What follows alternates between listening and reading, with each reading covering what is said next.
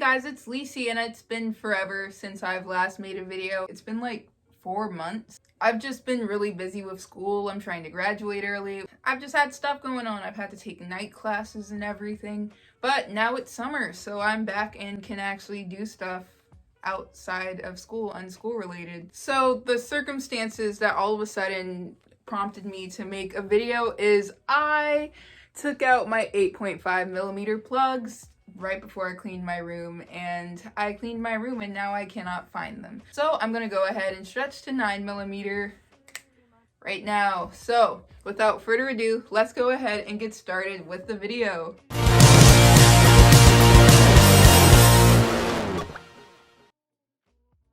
So I've already cleaned my ears, and this is what it looks like without the plugs in, since I do not have them anymore. These are the 9mm plugs. These are basically 00 gauge, but like honestly 00 gauge is like 10mm, so this is 9mm. After that, I'm going to go to 9.5mm and then 10mm, and I think I'm going to change my goal size to 12mm, so that's going to be fun. But yeah, enough with the talking. Let's go ahead and actually stretch.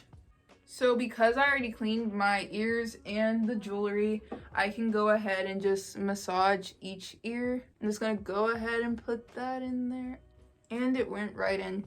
9mm in my left ear. I'm not sure if I can get a good angle of it. I swear, O-rings are the hardest part of stretching your ears. And it went in once I put the vitamin E oil on it. So use vitamin E oil. And I'm just gonna, okay, the O-ring went right on.